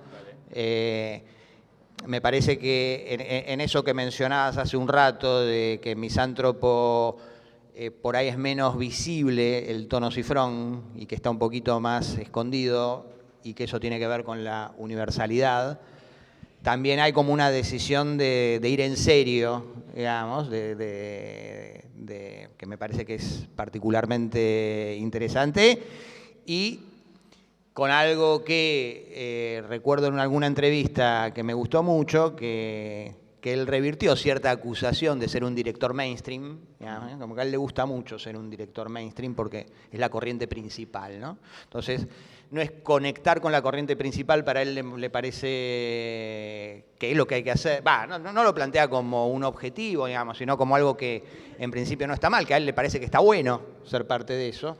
Pero también yo diría en términos de disputa cultural global, digamos, ¿no? En todo caso, retomando con esto, y te dejo, no sé, decir lo que quieras porque al final no estoy haciendo ninguna pregunta, pero soy así, me cuelgo. De esta idea de cuál será la posibilidad, qué espera el destino de los argentinos, que decía Borges con esa idea. Digamos, hay, en todo caso, en Misántropo una posibilidad, que habrá que ver qué sucede más adelante, de que no sea algo de solamente cultural argentino, sino de salir a una disputa, digamos, en la cultura global. Bien. Sí, yo creo que, bueno, Misántropo me parece que es un riesgo innecesario que asume. Eso ya es muy valioso, porque vos podés seguir haciendo los simuladores todo el tiempo, digamos, y no te va a ir mal. Con lo cual hay un atrevimiento en Cifrón que me parece... Después, el hecho de trabajar en Estados Unidos con lo que representa el cine para Estados Unidos, con lo que representa el cine hollywoodense más allá de sus épocas, fue un desafío que se le hicieron pagar, y bastante caro, y no fue...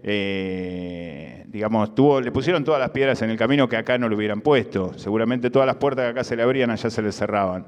Doble valentía, ¿no? Y probablemente esa valentía tiene que ver con limar esas cosas estrictamente argentinas y ya meterse en esa disputa universal del cine. Ahora, Misántropo es una película argentina. Esto lo defiendo a muerte. Es decir, lo que queda pulido de esa mirada donde sacamos las obsesiones o el excesivo nacionalismo de Santos, o donde sacamos algunas de las cosas que vemos en Tiempo de Valientes, o sacamos algunas cuestiones características propiamente políticas del momento de Relatos Salvajes, están puestas en una película muy superior a las demás, y las demás son obras maestras para mí, no es que estoy diciendo... veremos cómo sigue su carrera, ¿no? También es muy curioso escribir sobre un director que está filmando, ¿no? Y que no sabemos si estamos en la mitad de su obra, un cuarto de su obra, 3/4 de su obra, con la obra terminada, no lo sabemos. Esperemos que estemos en un cuarto de su obra. Pero me parece que esa universalidad, esa disputa, es una suma de valentías, y una de ellas es esto que vos planteabas a partir de que no me sale el título de Borges, estoy tildado con el título del ensayo de Borges. Pili, ¿te acordás? Nuestra pobre imposibilidad. Nuestra pobre algo. Sí, algo. Sí. Bueno, perdón, Pili, que te metí en el lío. Nuestro pobre individualismo. Nuestro pobre individualismo, me parece que se llama, o algo así. Algo así. Sí. Bueno, me parece que lima todo eso, pero aquello que queda en esa limada, ese mármol puro que queda, es argentino, digamos, es una mirada argentina. La mejor, no sé si es la mejor, pueden encontrar otras porque hay muchas, pero la referencia clara es cuando el marido de Lamarck describe al potencial asesino y describe a Cifrón, digamos. Describe a Cifrón con lo que se espera que un argentino de bien pueda pensar acerca de esta situación, digamos, ¿no? No que los argentinos somos asesinos o somos misántropos o matamos gente de edificios, no, sino en el sentido de cómo vemos esa política, vamos a decir, esa mentalidad liberal, consumista, moderna, bla, bla, bla, y todo lo que ya sabemos, ¿no? Como no es una mirada cualquiera, es una mirada extranjera de Estados Unidos, claramente. Es una mirada que carga con una tradición, a su vez, tanto literaria como cinematográfica, que tiene que ver con ciertos valores, tanto narrativos como simbólicos, de este cine del que hablábamos, de esta literatura, inclusive literatura norteamericana, digamos, el cazador oculto está en la película, claramente, ¿no? Salinger está completamente en la película. Kennedy Toole también está en la película. Y me parece que ahí hay es decir, está Nueve Reinas también, y el aura en la película. Es decir, también está, es decir, no es que se pasó de bando, no es que se fue de la Argentina y dejó todo porque se avergonzaba de sus santos, sino que pulió ese santos y nos llevó a este lugar en donde participamos todos de alguna manera. Y la película, en los términos del poder, de la representación, de cuestiones políticas, de la mirada, de la libertad, de lo que es el mundo hoy globalmente, la película nos interpela 10 veces más que las anteriores también. Si no abandonó ningún casillero de los que tenía conquistados y conquistó 10 más, digamos. Y en este sentido me parece que, digamos, si le podíamos criticar ese argentinismo excesivo, que lo podemos cometer cualquiera de los que hagamos cine o escribamos libros o hagamos... Bueno, ahí él dio un paso valiente por muchos motivos que enumeré, entre otros, sacarse eso, que era un riesgo para él, porque él podía hacer personajes como el de Santos in Eternum y todos lo íbamos a ir a ver al cine o a la televisión, y inventó a Eleonor Falco. ¿Cómo? Inventó a Eleonor Falco. Sí. ¿No? No o de poca alguna cosa. manera, ¿no? Sí. Lo que eso significa, no digo el personaje literal, digo la construcción de ese camino que emprende el personaje, eso digo. Sí. ¿Qué? Sí, no, estoy totalmente de acuerdo. Pero. No, ningún pero. En todo caso, un y. Me encantan tus sí. No, digo, esto que decís del coraje, del valor, yo ayer que la volví a ver, inclusive porque tiene mucho de dos de los, para mí, mejores policiales negros de los últimos 30 años, que son Los Ángeles al Desnudo y Pecados Capitales, digamos.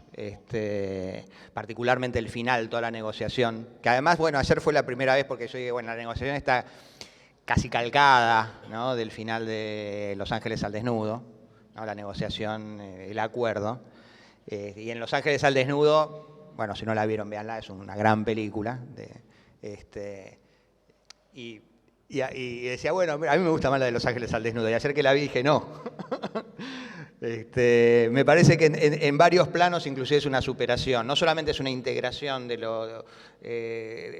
acuerdo, porque resuelve básicamente lo mismo en otra diégesis y digamos, la reconversión de un relato en otro, digamos, ¿no? En eso también hay mucho de los simuladores. Bueno, vamos a acordar un relato para salvar la institución, digamos, y para salvarte a vos en un acuerdo, que bueno, porque en ese acuerdo ella está incorporando a quien de alguna forma están empezando a fluir emociones de la película. Digamos, de alguna forma la salva, digamos, que es la Marc, en ciertos ordenamientos éticos, morales, de cuándo salir del ring, de cuándo no, que él mismo viola en el último momento por un exceso de, ¿no? Ahora voy a ir con la cabeza del chabón y demás, donde hay una primera conexión que ella después vuelve con Dean, digamos, de Estate conmigo, ¿no?, que tiene que ver con algo que creo, ahí sí, ojé muy por encima, pero que estaba, ¿no?, de la cuestión de la empatía, ¿no?, como el elemento central, ¿no?, y que creo que está en el núcleo absoluto, digamos, del conflicto con el liberalismo, digamos, ¿no? De hecho, el tema de la empatía está, por supuesto que está en el núcleo, por eso lo dijiste al final, iba a decirte algo antes. Por supuesto que está en el núcleo de la disputa con el liberalismo como mentalidad, pero lo interesante es que está en Falco desde que es una policía callejera, donde todavía no tiene ninguna responsabilidad, donde nadie la conoce, nadie la llama, nadie la reconoce, y ella se sabe descalificada, se sabe de segunda línea o de tercera línea dentro de la fuerza. Y ya está ahí ya está la empatía. No, por la eso, escena del bar me parece que es increíble. Tremenda. Sí, totalmente. ¿Y qué iba a decir? Bueno, me distrajiste. La empatía.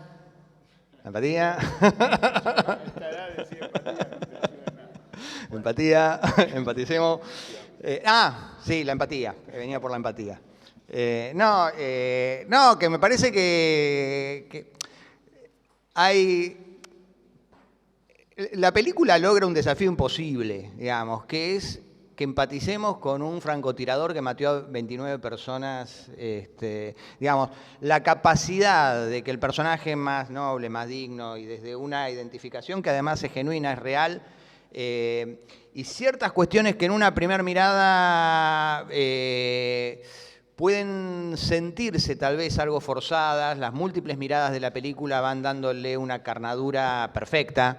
Digo, toda la escena con Dean, de Falco con Dean, es perfecta, digamos. Es perfecta además porque hay una verdad en el vínculo que solamente cuando uno la empieza a mirar, y que no es tan fácil verla porque no es algo que salta a la vista de forma inmediata, incluso uno puede sentir que está un poquito forzado, que hay cierta cosa que tiene que ver con un interés que ella tiene. Digamos, ¿cómo logra regular el interés que tiene por resolver el caso, por salvar su vida eventualmente, pero salvarla de él? Cómo están encadenados uno al otro, el compromiso, ¿no? Alguien que asuma como compromiso te voy a matar con dignidad, y no me acuerdo exactamente la frase que dice. Con dignidad y respeto.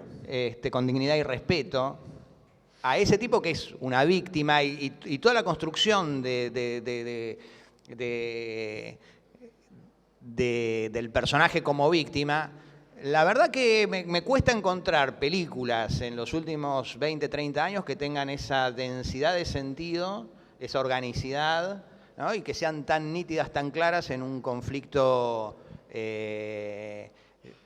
tan incorporable de una manera emocional, sensible, intelectual, simultáneamente, ¿no? Y que eso es el núcleo que tiene que ver con el conflicto que está en disputa en este momento en el mundo en términos culturales, realmente hace que, bueno, que particularmente yo esté muy agradecido con Cifrón por lograr una obra de esa altura, y espero que, digamos, que cumpla su tarea la película.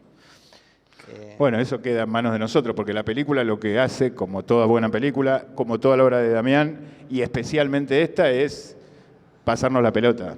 Porque como nunca nos tenemos que hacer cargo de lo que se nos está diciendo. Me parece que como nunca en la obra de Damián, y como muy pocas veces en el cine de los últimos 30 años. Me parece fascinante en ese sentido, y por momentos estaremos a la altura, digamos, de esto. Podremos responder a esto porque no es esta cuestión de la empatía, que parece fácil decirlo, pero tan difícil practicarlo. Es mucho más compleja como se nos es mostrada, para que nosotros la podamos justamente complejizar y poder entenderla en todos sus... Porque como vos decías, esta integración, bueno, lo que tiene Damián es eso, ¿no? Que integra, no cita, ¿no? Que esta integración de capas que a uno le afectan, también de manera integrada, en lo espiritual, en lo emocional, que nos emociona, que racionalizamos y pensamos en función de eso, que nos afecta el ánimo, ¿no? Simultáneamente, nos debería generar más responsabilidad, ¿no? Para con nosotros mismos, digamos. No es que la película nos mande a hacer deberes, no creo que el arte funcione en este sentido, pero vos sabés de lo que estoy hablando. Espero que todos sepan de lo que estoy hablando, porque no es una conversación entre nosotros dos. Me olvidé, había gente. Me parece que la película nos plantea un desafío, me parece que la universalidad de la película nos plantea un desafío dentro de toda la complejidad que pueda significar, cuanto más complejo mejor, el término empatía, el término libertad. Creo que es un capítulo dedicado a ese término, en cómo la película lo juega.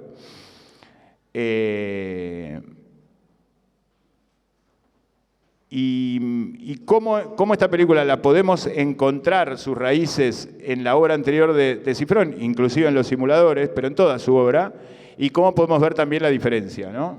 En qué es igual y en qué se diferencia. Lo que se diferencia es en esta universalidad, en este salto, no al vacío, por suerte, este salto valiente y arriesgado de pasar a jugar en las grandes ligas. No porque haya filmado en Hollywood y con mayor presupuesto, porque seguramente con ese presupuesto podría haber hecho una mejor Relatos Salvajes, ¿no?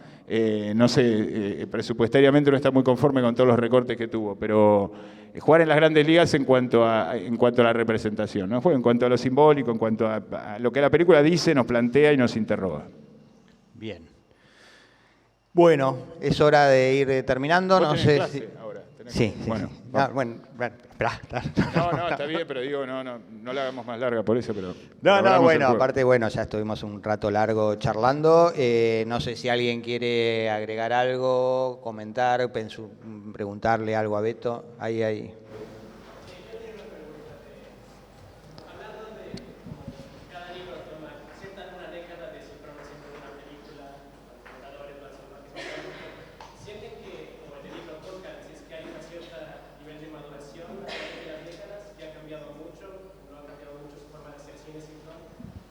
Yo creo que en lo esencial está todo en los simuladores y el gran salto se da en esta última, digamos, por esto que acabo de decir último. Pero es un salto que tiene que ver con el registro nuestro. No es que esto hace que los simuladores nos guste menos o ya no sirva, o bueno, Relatos Salvajes no hay nada para pensar ahí, no, sino que nosotros, la película se atreve a más, él pega un salto y nosotros tenemos que saltar con él, digamos. Entonces es un salto y como tal es un crecimiento, es un paso adelante, no sé, llamémoslo como queramos, como cada uno le cuadre representarlo, pero creo que el gran salto para ser un poco coherente con lo que dije antes es Misántropo, ¿sí? Sin despreciar absolutamente ni un plano de todo lo que hizo Cifrón antes de Misántropo. Sí.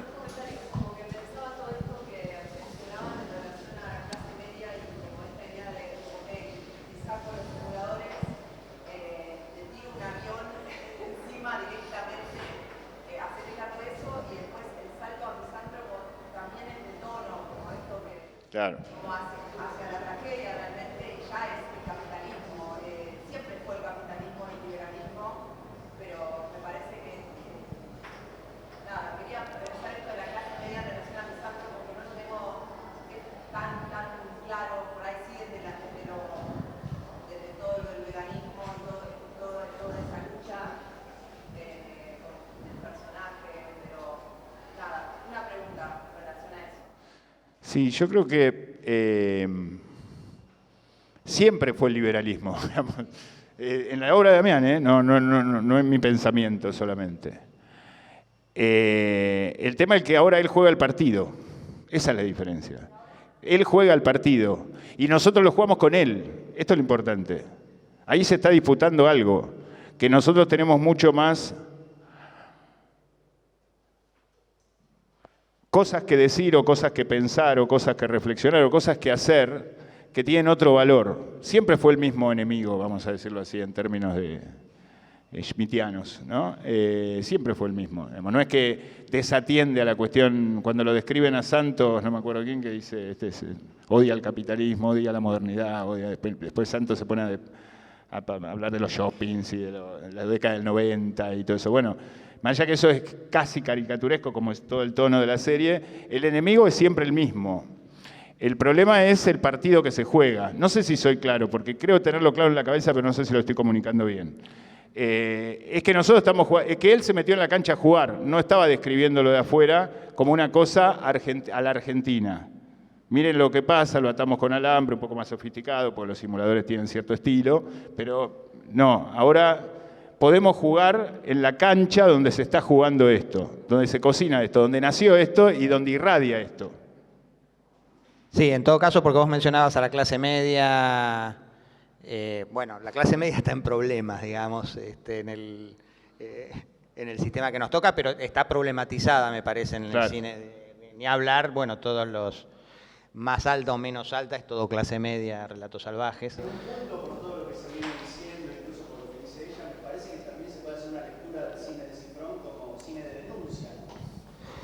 Sí, solo que por ahí el cine de denuncia... Sí.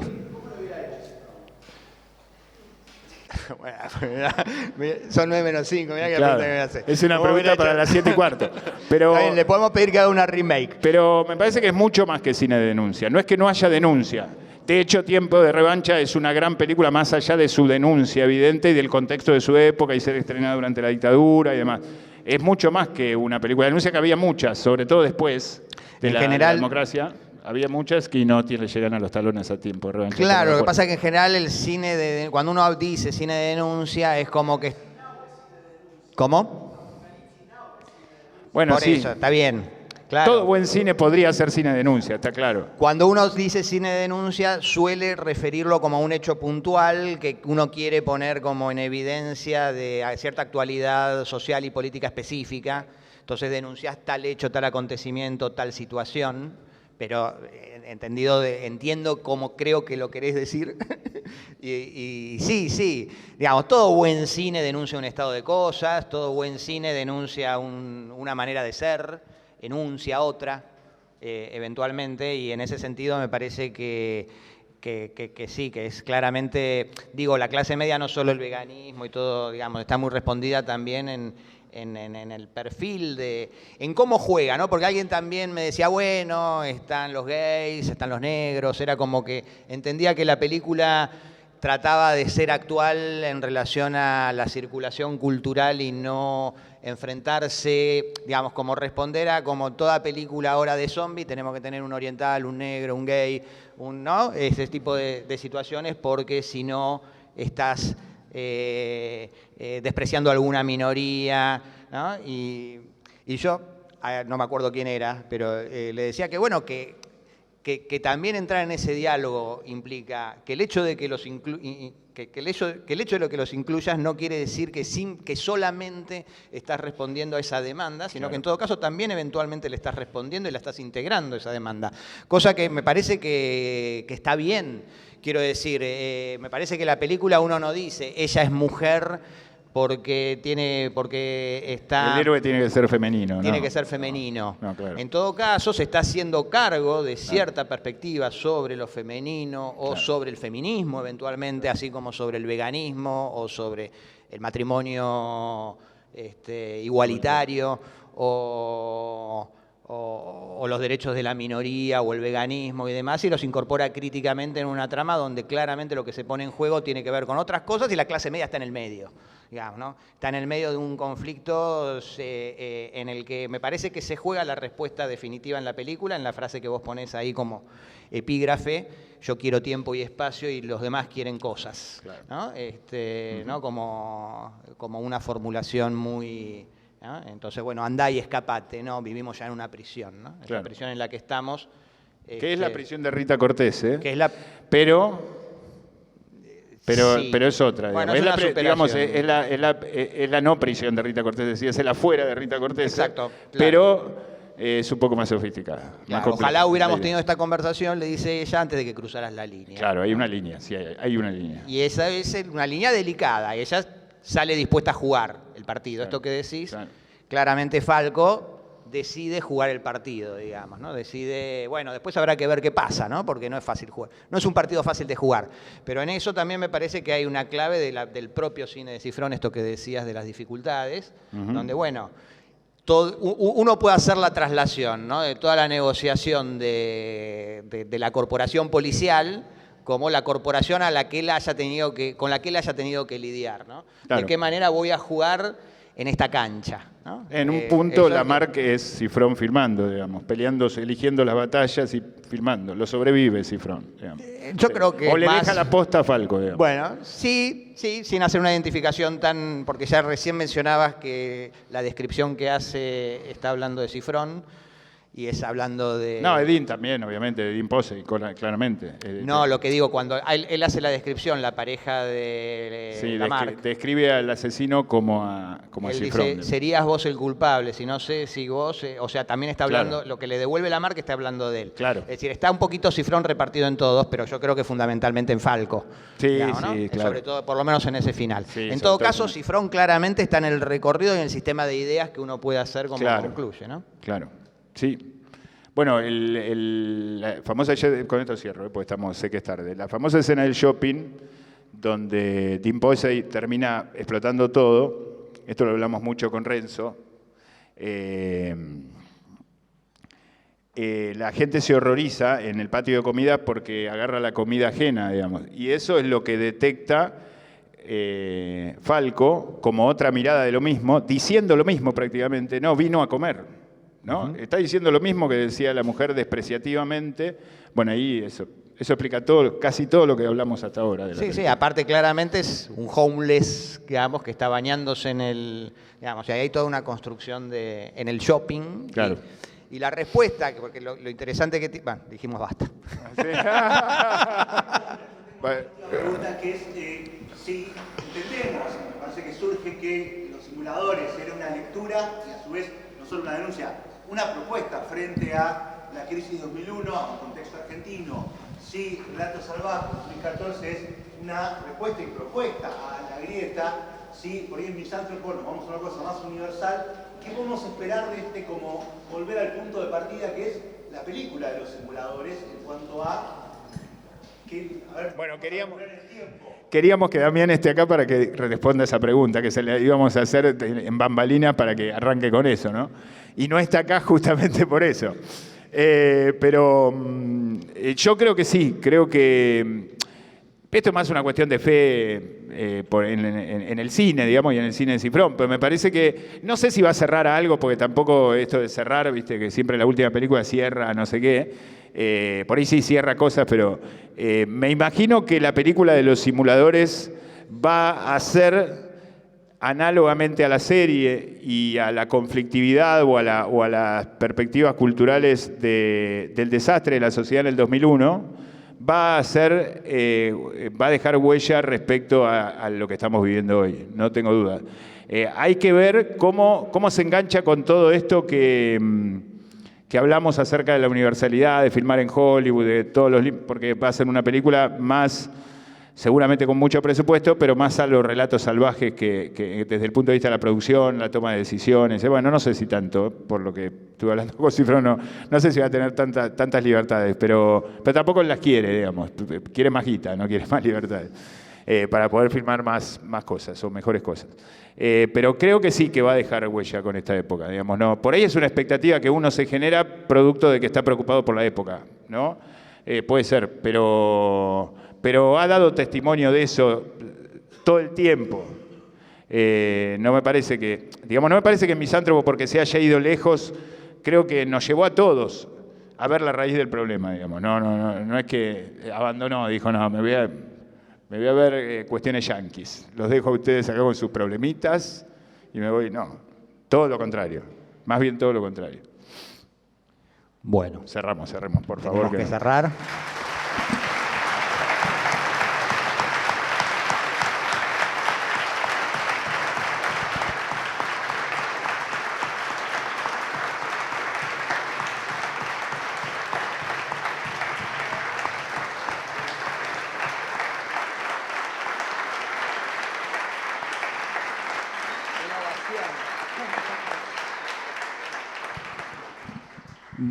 Bueno, muchas gracias por acompañarnos y quedamos liberados.